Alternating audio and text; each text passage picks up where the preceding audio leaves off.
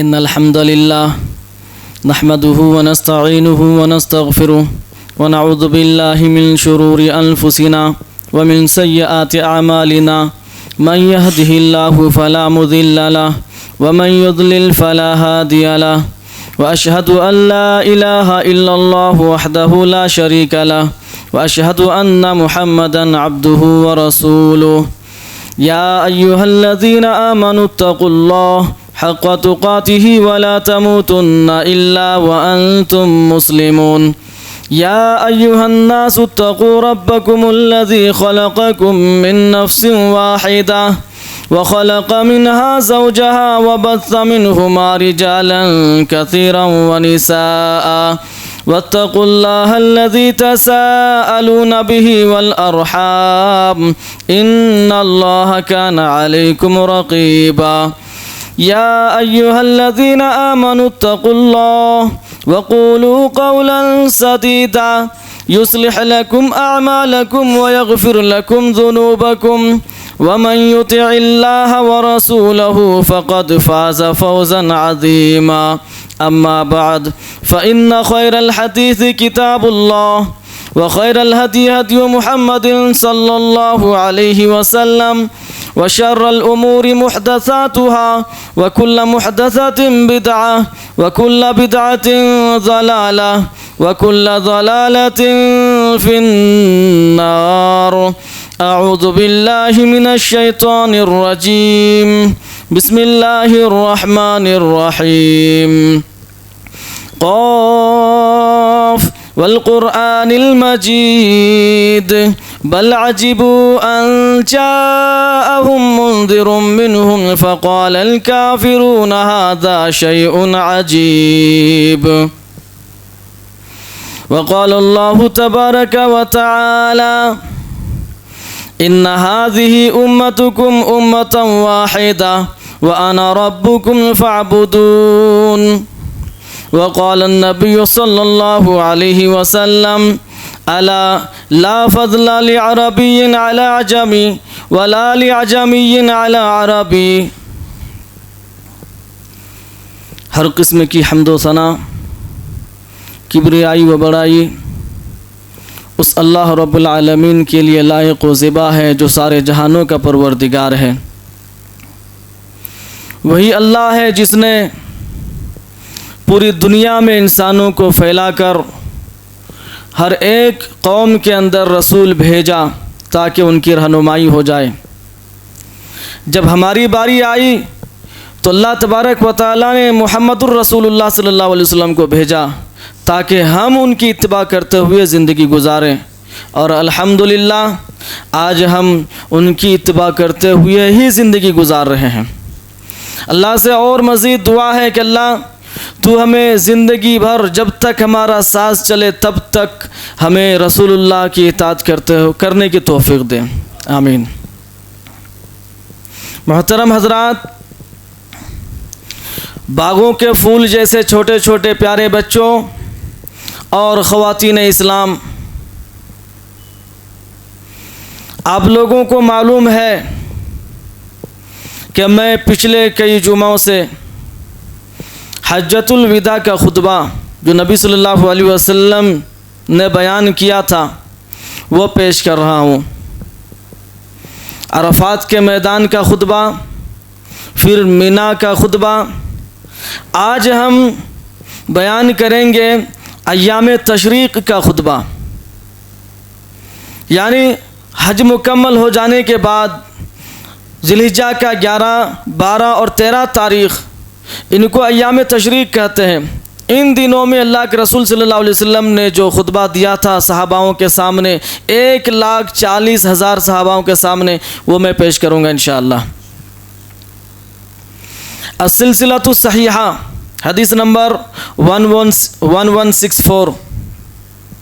جابر رضی اللہ عنہ کہتے ہیں کہ رسول اللہ صلی اللہ علیہ وسلم نے ایام تشریق میں ہمارے درمیان خطبۃ الوداع دیا. اس میں فرمایا، یا ایھا الناس، اے لوگوں. کتنے لوگ تھے وہاں پر؟ 1,40,000 لوگ تھے. اس سے بھی زیادہ ہو سکتے ہیں۔ اللہ کے رسول صلی اللہ علیہ وسلم نے سارے لوگوں سے فرمایا یا ایھا الناس، اے لوگو، ان ربکم واحد وان اباکم واحد، تمہارا رب ایک ہے اور تمہارا باپ بھی ایک ہے۔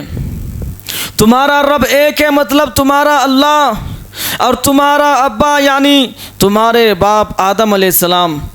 اللہ بھی تمہارا ایک ہے اور باپ بھی تمہارا ایک ہے۔ یہ بات اللہ تبارک و تعالیٰ نے بھی ارشاد فرمایا ہے سورۃ النساء سورہ نمبر 4 آیت نمبر 1 میں، یا ایھا الناس، اے لوگو، اتقوا ربکم، اپنے رب سے ڈرو، الذی خلقکم من نفس واحدہ، جس نے پیدا کیا ہے تم کو ایک جان سے، وخلق منہا زوجہا، اور پیدا کیا اس سے اس کا جوڑا یعنی حوا علیہ السلام کو، وبث منہما، اور ان دونوں سے پھیلا دیے، رجالاً کثیرا ونساء، بہت سارے مرد اور عورتیں۔ دنیا میں آج جتنے بھی مرد اور عورتیں آپ دیکھ رہے ہیں، چاہے وہ انڈین ہو یا امریکن ہو یا سعودی عربیہ کا ہو یا پھر دبئی کا ہو، کہیں کا بھی ہو، سارے کے سارے لوگوں کے باپ ایک ہیں اور وہ ہے آدم علیہ السلام۔ چاہے وہ کسی بھی مذہب کا ماننے والا ہو، چاہے وہ مسلم ہو یا غیر مسلم ہو، چاہے وہ کوئی بھی ہو، سب کا باپ ایک ہے، سب کا رب بھی ایک ہے۔ تو نتیجہ کیا ہوگا؟ اللہ تبارک و تعالیٰ نے پھر فرمایا سورہ انبیاء سورہ نمبر 21 آیت نمبر 92 میں، ان ھذہ امتکم، اے نبی صلی اللہ علیہ وسلم، یہ آپ کی امت ہے، امتا واحدہ، ایک ہی امت ہے۔ اب کوئی بھی موسیٰ علیہ السلام کی امت نہیں رہا، اب کوئی بھی عیسیٰ علیہ السلام کی امت نہیں ہے، اب کوئی بھی ابراہیم علیہ السلام کی امت نہیں ہے، سب کے سب آپ کی امت ہے اور سب ایک ہی امت ہے۔ وَأَنَا رَبُّكُمْ فَاعْبُدُونِ، اے دنیا والوں، میں تم لوگوں کا رب ہوں، بس میری ہی عبادت کرو۔ سارے لوگوں کو حکم ملا کہ تم سب ایک آدمی کی اولاد ہو، ایک امت ہو، اور تم سب کا رب میں ہوں، اس لیے تم میری عبادت کرو۔ پھر اللہ تبارک و تعالیٰ نے سورہ آل عمران میں بھی ارشاد فرمایا سورہ نمبر 3 آیت نمبر 103 میں، وَاعْتَصِمُوا بِحَبْلِ اللَّهِ، مضبوطی سے پکڑو اللہ کی رسی کو، جمیعا، سب کے سب مل کر، سارے کے سارے امتی مل کر اللہ کی رسی کو مضبوطی سے پکڑو، ولا تفرقوا، اور فرقے میں مت جاؤ، تفریقے میں مت پڑو، فرقے میں مت بٹو۔ یہ اللہ کی رسی کیا ہے؟ اللہ کے رسول صلی اللہ علیہ وسلم نے فرمایا، السلسلۃ الصحیحہ کی حدیث نمبر 1912، عن ابی سعید الخدری رضی اللہ عنہ قال قال رسول اللہ صلی اللہ علیہ وسلم، کتاب اللہ ہوا حبل اللہ، اللہ کی کتاب ہی اللہ کی رسی ہے، الممدود من السماء الى الارض، جو آسمان سے زمین کی طرف لٹکتی ہے، اس رسی کو مضبوطی سے پکڑو، یعنی اس کتاب کو، اللہ کی کتاب کو مضبوطی سے پکڑو، تم کبھی بھی فرقے میں نہیں بٹو گے۔ یا ایھا الناس ان ربکم واحد، تمہارا رب ایک ہے، اس لیے تم اللہ کی رسی کو مضبوطی سے پکڑو، وان اباکم واحد، اور تمہارا باپ ایک ہے، اس لیے تم سب ایک ہو کر رہو، ایک ہی امت بن کر رہو۔ پھر اللہ کے رسول صلی اللہ علیہ وسلم نے فرمایا، الا، لوگوں یاد رکھنا، لا فضل لعربی علی عجمی، کسی بھی عربی کو کسی عجمی پر فضیلت نہیں ہے۔ عربی جو عرب کنٹریز کے ہیں، چاہے وہ سعودی عربیہ ہو یا کویت ہو یا دبئی ہو، جو عربی کنٹریز میں کے رہنے والے ہیں وہ عربی ہیں، اور اس کے علاوہ جو بھی ہیں سب عجمی ہیں۔ تو اسی لیے نبی صلی اللہ علیہ وسلم نے فرمایا، لا فضل لعربی علی عجمی، کسی بھی عربی کو کسی عجمی پر فضیلت نہیں ہے، ولا لعجمی علی عربی، اور کسی بھی عجمی کو کسی عربی پر بھی فضیلت نہیں ہے، ولا لأحمر علی اسود، کسی گورے انسان کو کالے انسان پر فضیلت نہیں ہے، ولا اسود علی احمر، اور کسی کالے انسان کو بھی کسی گورے پر فضیلت نہیں ہے، الا بالتقوی، سوائے پرہیزگاری کے۔ اگر تمہارے اندر پرہیزگاری ہے تو تم عربی سے زیادہ فضیلت والے ہو جاؤ گے۔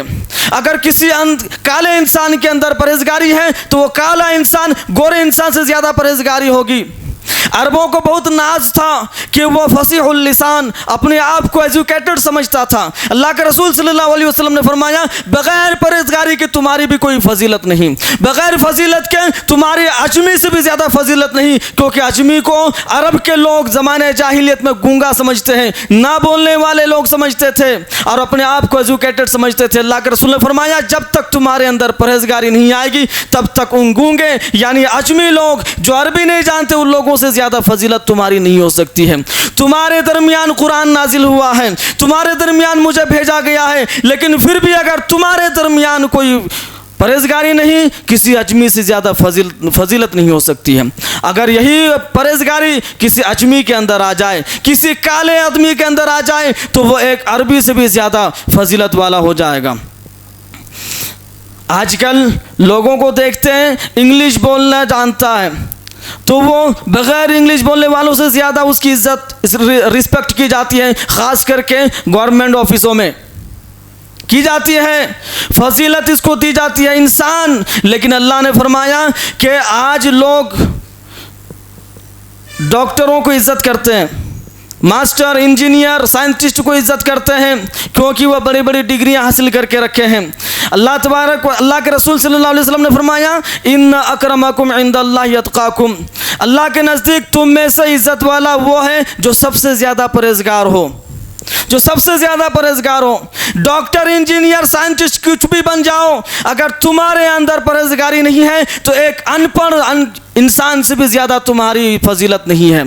تمہاری عزت اللہ کے نزدیک ایک ان پڑھ انسان، ایک گنوار انسان سے بھی زیادہ نہیں ہو سکتی ہے، کیونکہ تم دنیا کے ماہر ہو چکے ہو، اللہ کے سامنے تمہاری عزت نہیں۔ اسی لیے اگر تم ڈاکٹر بنے ہو، تم اگر انجینئر بنے ہو، تم اگر سائنٹسٹ بنے ہو تو تمہارے اندر پرہیزگاری بھی لاؤ، لوگ تمہاری عزت کرتے ہیں، لوگ تمہارے سامنے عزت سے پیش کر آتے ہیں، لوگ تم سے عزت سے بات کرتے ہیں۔ اگر تمہارے اندر پرہیزگاری آئے گی اللہ بھی تم سے عزت سے بات کرے گا، اللہ بھی تم سے عزت کرے گا، اللہ بھی تمہیں دنیا میں عزت دے گا۔ اگر تم اپنے اندر پرہیزگاری لاؤ تو بغیر پرہیزگاری کے سب برابر، کوئی بھی اونچ نیچ نہیں، چاہے کوئی بھی ہو۔ اگر تمہاری عزت ہے اللہ کے نزدیک تو پرہیزگار کے ہونے کی وجہ سے، اگر پرہیزگاری نہیں ہے تمہاری عزت نہیں، تمہاری کوئی فضیلت نہیں۔ پھر نبی صلی اللہ علیہ وسلم نے فرمایا الا لوگوں سنو، حل بلغت، کیا میں نے پیغام پہنچا دیا ہے؟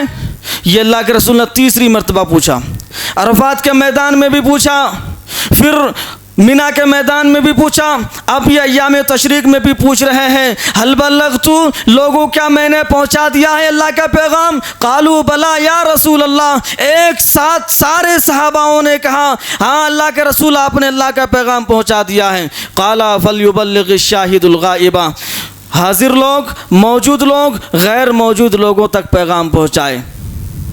اور ایک حدیث ملتی ہے ایام تشریق کا، صحیح بخاری حدیث نمبر 4404،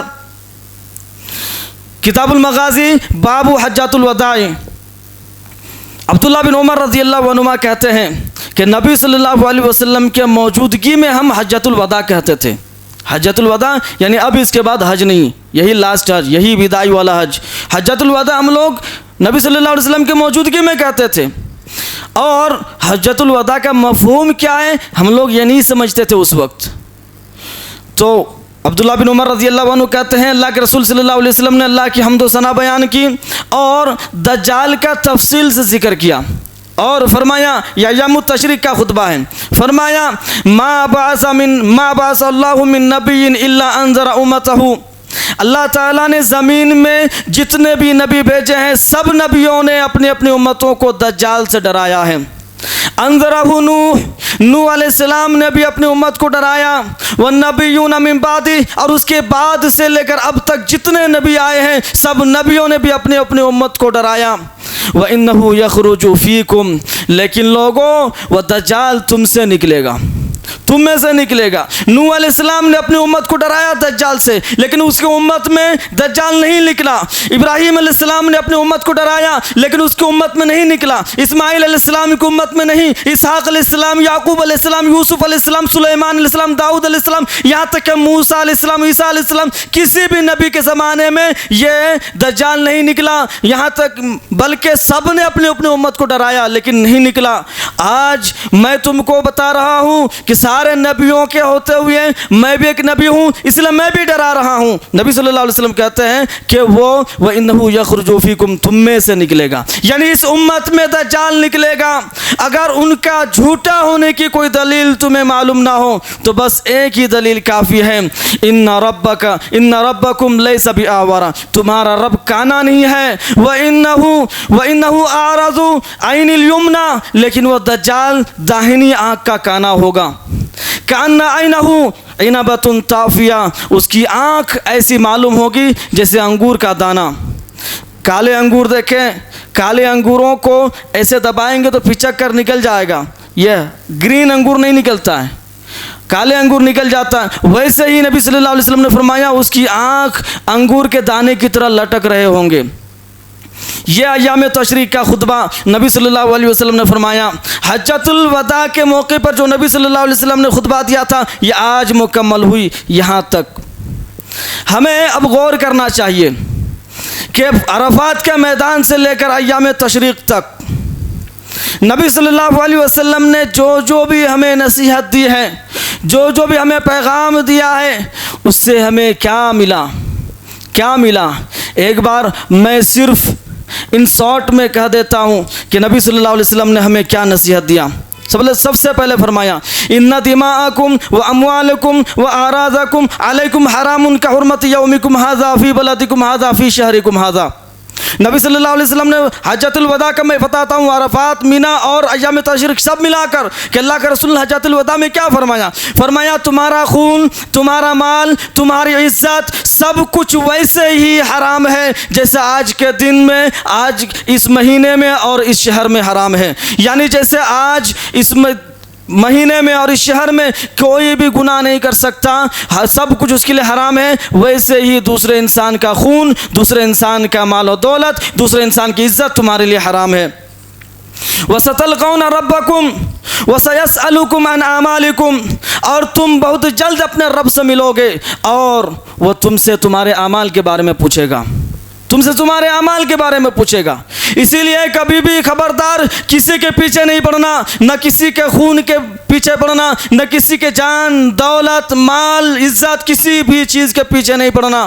تم اللہ کے لیے کار خیر یعنی نیک اعمال، عمل صالح کرتے رہنا۔ الا فلا ترجعوا بعدی ضلالا، لوگوں یاد رکھو میرے بعد تم کبھی بھی گمراہ نہیں ہونا۔ الا لا یجنی جان الا علی نفسی، کوئی بھی اگر جرم کرتا ہے اس کے جرم کی ذمہ داری خود اسی پر ہے، چاہے وہ کوئی بھی ہو، جو بھی جرم کرتا ہے اس کے جرم کی ذمہ داری اسی پر ہوگی۔ الا ان الشیطان قد ایس، لوگوں یاد رکھنا شیطان اب اس بات سے مایوس ہو چکا ہے، ان یعبد فی بلدکم ھذا ابدا، کہ تمہارے اس شہر میں یعنی حرام، مسجد حرام کے مکہ شہر میں، کل ملا کے جزیرۃ العرب میں اب شیطان شرک اور بدعت نہیں کروا سکتا، اس بات سے شیطان مایوس ہو چکا ہے۔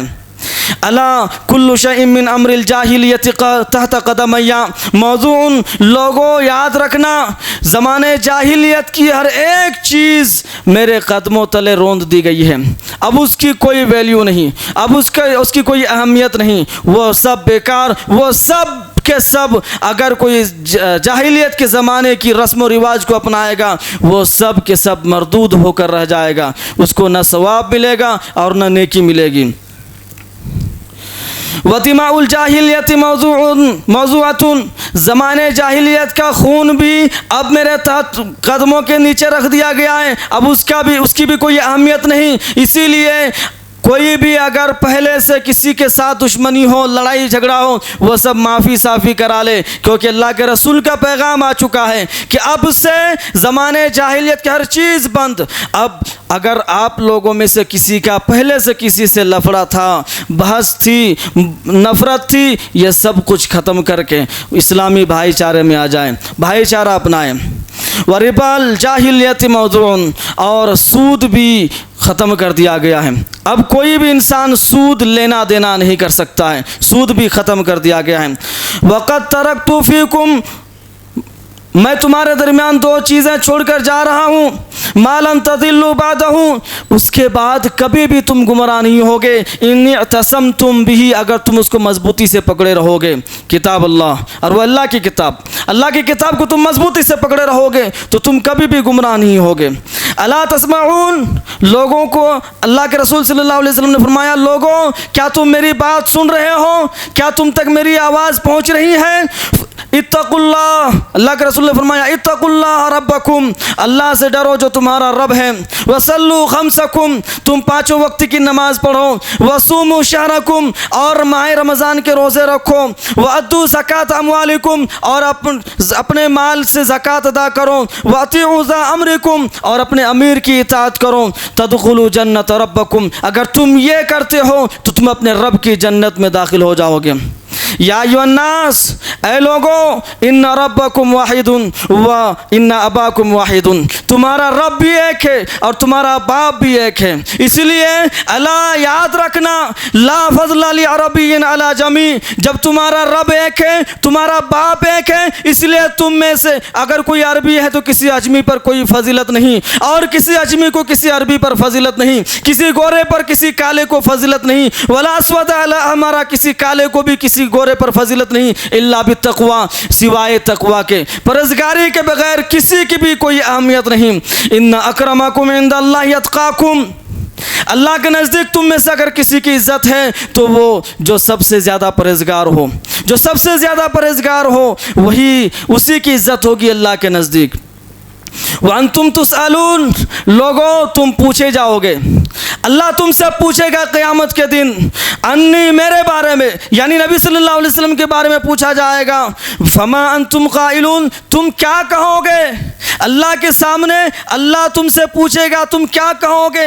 قالوا نشہد انک قد بلغت وادیت ونصحت، سارے صحاباؤں نے ایک آواز میں کہا، اللہ کے رسول ہم گواہی دیتے ہیں کہ آپ نے اپنا اللہ کا پیغام پہنچا دیا ہے، آپ نے اپنی رسالت کا حق ادا کر دیا ہے، آپ نے سارے مسلمانوں کی خیر خواہانہ بات پہنچا دیا ہے۔ اللہ کے رسول صلی اللہ علیہ وسلم نے اپنی شہادت کی انگلی اٹھائی، آسمان کی طرف اشارہ کرتے ہوئے لوگوں کی طرف اشارہ کیا 3 مرتبہ، اللہم اشہد، اللہم اشہد، اللہم اشہد، اے اللہ تو گوارا، تیرا اسلام پھیلانے کے واسطے مجھے 3 سال تک شیعہ ابی طالب میں قید رہنا پڑا، اللہ تیرا اسلام پھیلانے کی وجہ سے ابو جہل بڑے بڑے پتھر لے کر میرے سر کچلنا چاہا، اللہ تیرا پیغام پہنچانے کے لیے مجھے غزوہ خندق میں ہزاروں کافروں نے گھیرا بندی کر کے مارنا چاہا، اللہ تیرا پیغام پہنچانے کے لیے غزوہ بدر میں 1000 کافروں نے میرے قتل کرنے کے ارادے سے آیا تھا، مسلمانوں کو ختم کرنے کے ارادے سے آیا تھا، اللہ تیرے اسلام پھیلانے کے خاطر مجھے زہر کھلایا گیا، اللہ یہ سب کچھ کیا، آج یہ تیرے صحابہ گواہی دیتے ہیں کہ میں نے تیرا پیغام پہنچا دیا ہے، اللہ تو گوارا، اس کے بعد اگر کوئی بھی میرا نام لے کر کوئی دوسرا کام کرے، اللہ تو گوارا، میں نے اپنا پیغام پہنچا دیا ہے، اب اس کی ذمہ داری تیرے اوپر، یعنی اللہ تو اب اس کا حساب کر، جو میرا نام لے کر، جو اسلام کا نام لے کر، جو دین کا نام لے کر کوئی ایسا کام کرے جو میں نے صحابہ تک نہیں پہنچایا ہے، وہ کام اب تیرے حوالے، اللہ تو اس کو چاہے جو کرے۔ اب وہ کام اللہ کے رسول صلی اللہ علیہ وسلم نے بتا دیا وہ بدعت ہے۔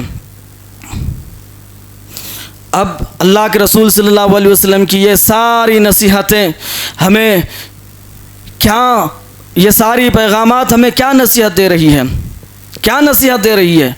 اللہ کے رسول صلی اللہ علیہ وسلم نے فرمایا تھا کہ میں اور قیامت اس طریقے سے آیا ہوں، یعنی اب میرے بعد قیامت زیادہ دور نہیں ہے، اس انگلی سے یہ انگلی بہت ہی قریب ہے، اس انگلی سے یہ انگلی بہت ہی قریب ہے، اس انگلی کو نیچے کرو گے تو یہ انگلی سیدھا نہیں رہ سکتی ہے، اس لیے یہ انگلی بھی تھوڑا سا ٹیڑھا ہوگی، اسی لیے میرے بعد اب قیامت بہت جلد آنے والی ہے۔ اسی لیے رسول اللہ صلی اللہ علیہ وسلم نے ایک انسان کی زندگی کی ساری نصیحت اس میں کر دی ہے، حجۃ الوداع کے موقع پر ساری نصیحت کر دی ہے۔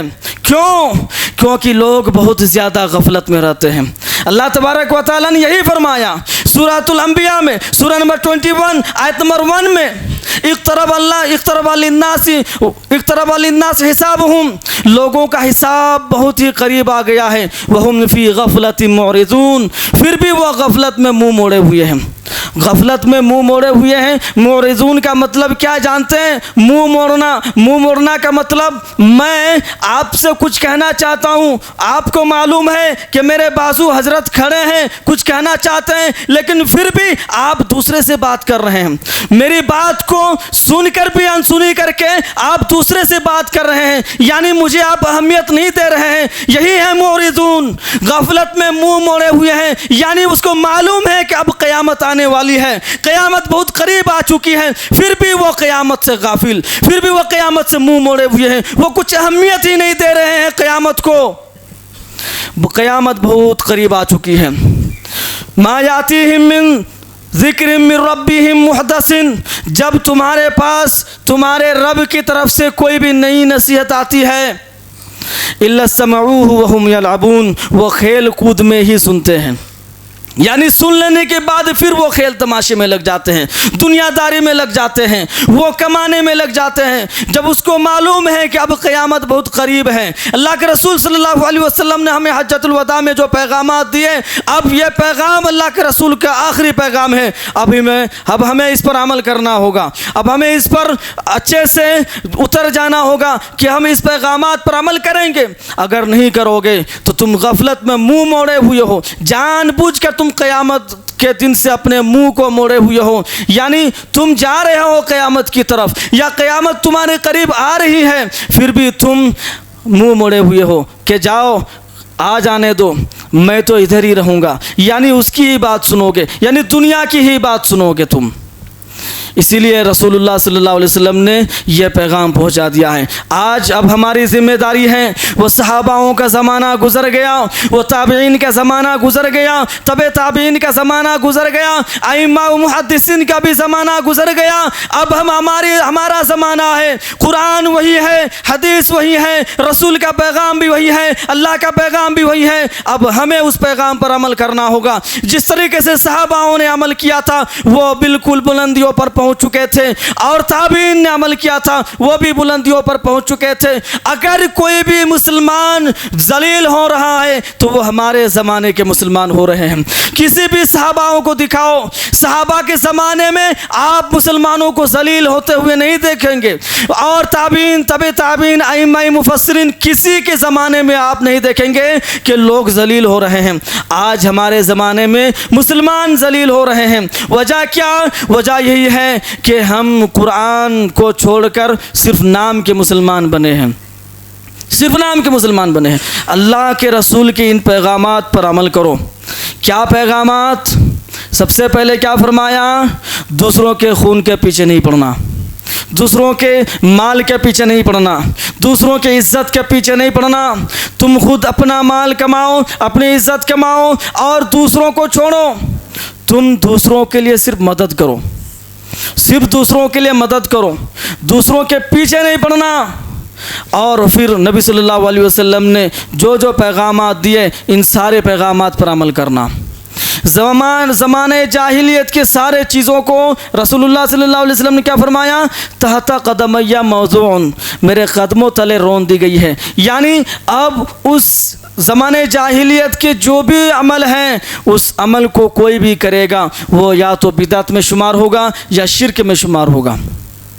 اسی لیے رسول اللہ صلی اللہ علیہ وسلم کے پیغامات پر عمل کرو، انشاءاللہ ہم عمل کریں گے کہ نہیں کریں گے؟ کیا پیغامات ہیں اللہ کے رسول کی؟ کیا پیغامات ہیں؟ سب سے پہلے کسی کے بھی پیچھے نہیں پڑنا، چاہے اس کی جان کی ہو، مال کی ہو، عزت کی ہو، کسی کے پیچھے نہیں پڑنا۔ اور دنیا کے سارے جہالت کے رسموں کو ختم کر دیا گیا ہے۔ تم کہیں بھی جاؤ، جو بھی رسم و رواج چل رہا ہو، اگر وہ جہالت کا رسم ہے وہ نہیں کرنا چاہیے۔ پھر نبی صلی اللہ علیہ وسلم نے اور بھی فرمایا کہ شرک و بدعت نہیں کرنا، کیونکہ شیطان وہاں مایوس ہو چکا ہے، یہاں نہیں مایوس ہوا ہے۔ یہاں تمہیں کروا سکتا ہے، شرک بھی کروا سکتا ہے، بدعت بھی کروا سکتا ہے، اس لیے تم شیطان کے نقش قدم پر نہیں چلنا۔ لا ترجعوا بعدی ضلالا، میرے بعد گمراہ نہیں ہونا، میرے بعد گمراہ نہیں ہونا۔ یہ رسول اللہ صلی اللہ علیہ وسلم کے بہت سارے پیغامات ہیں، انشاءاللہ کبھی موقع ملے تو آپ غور کیجئے ان پیغامات پر، اور اس پر دھیرے دھیرے رفتہ رفتہ عمل کرنے کی کوشش کریں۔ اللہ تبارک و تعالیٰ سے دعا ہے کہ اللہ تو ہمیں ان پیغامات پر عمل کرنے کی توفیق دے۔ آمین، اللہم آمین۔